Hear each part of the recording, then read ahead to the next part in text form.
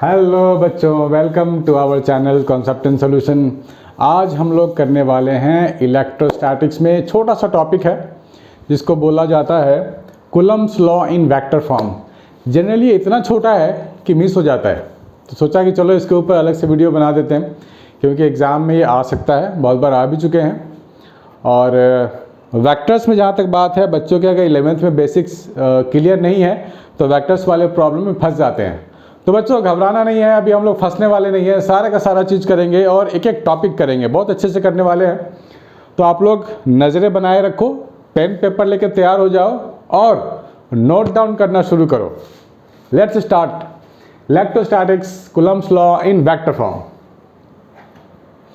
Actually इससे related questions भी आते हैं, पूछा जाता है कि how Coulomb's law in vector form related to Newton's third law, ये भी पूछा जाता है। न्यूटन थर्ड लॉ में क्या होता है, जितना फोर्स हम लोग लगाते हैं उतना ही फोर्स हम पे भी लगता है? Two objects apply equal and opposite force to each other, right, Newton third law, उससे भी इसको रिलेट किया जाता है बच्चों। तो देखना है अच्छे से और समझना है। आप लोग यहाँ लिख सकते हो कि हमारे पास जो भी फोर्सेस हैं, फोर्स का फॉर्मूला सबको पता है, electrostatic force F is equal to k Q1 Q2 upon are square. तो सबसे पहले आप लोग दो चार्ज ड्रॉ कर लो, सबसे पहले दो चार्ज ड्रॉ कर लेते हैं। This is Q1 and this is Q2, ठीक है, और इनके बीच का कुछ डिस्टेंस है, दिस इज R। दोनों को पॉजिटिव मान के काम कर रहा हूं मैं, आप पॉजिटिव नेगेटिव मान सकते हो, दोनों को नेगेटिव भी मान सकते हो, कोई फर्क नहीं पड़ता। Q2 वाला Q1 पे फोर्स लगाएगा रिपेलिंग, इधर फोर्स ऑन 1 ड्यू टू 2, इसको लिख रहा हूँ F12, और बड़ा लिख दूँ शायद आपको अच्छे से दिखे। F12 वेक्टर फॉर्म में दिखाना है मुझे, तो मैं लिखूँगा F12 वेक्टर, दिस वन। 1 वाला 2 पे फोर्स लगाएगा, इसको रिपेल करना चाहेगा इधर, तो लिखेंगे force on 2 due to 1, F21 vector, ऐसे लिख सकते हैं। बढ़िया। तो इसका इंडिविजुअल फार्मूला क्या लिखेंगे हम लोग, F12 vector is equal to k Q1 Q2 upon, अब यहाँ क्या लिखेंगे, डिस्टेंस क्या लेंगे हम लोग, वो भी मॉड के टर्म में लेंगे, ठीक है।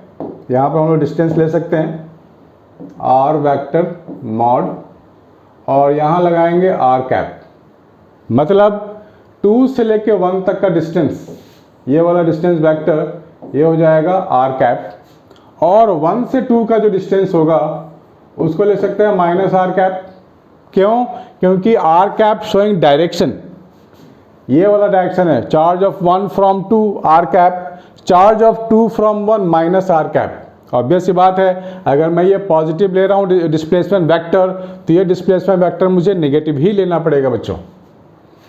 और फोर्स ऑन 2 ड्यू टू 1, ये क्या लिखेंगे, के Q1 Q2 upon R vector mod, इसका मॉड का स्क्वायर, और यहाँ लिखेंगे माइनस R कैप। सीधी सी बात है, यही लिखना पड़ेगा मुझे। यहाँ भी डिस्टेंस का स्क्वायर है, ये वेक्टर है ऊपर में, ऐसे वेक्टर फॉर्म, एरो है वो।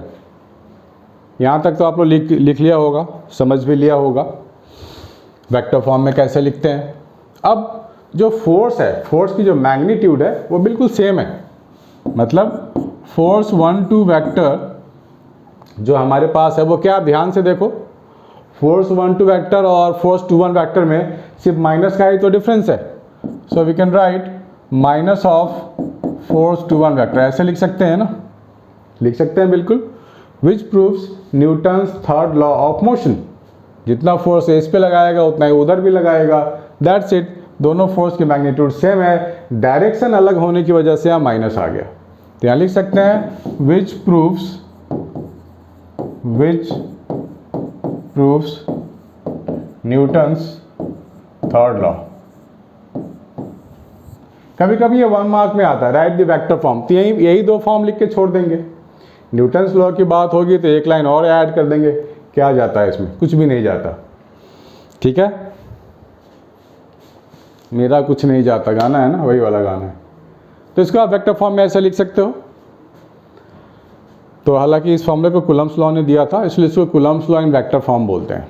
करना कुछ नहीं है, बड़ा इजी है। आप लोगों को डायग्राम ऐसे ड्रॉ करना है। बहुत बार वेक्टर्स के टर्म में आपको गिवन भी होगा जो कोऑर्डिनेट एक्सिस में ड्रॉ करके बनाते हैं बहुत बार, लेकिन उसकी ज़रूरत नहीं है, मुझे नहीं लगता उसकी ज़रूरत है, क्योंकि हमने आर कैप और माइनस आर कैप ले लिया है, तो हमें किसी कोऑर्डिनेट सिस्टम की ज़रूरत यहाँ पर मुझे नहीं लगता है कि है। ठीक है बच्चों, तो इस तरह से आप इसको लिख सकते हो। 1 या 2 नंबर की चीज़ है, छोटी सी चीज़ है, ये आ सकता है। ठीक है बच्चों, प्लीज़ मेक ए नोट।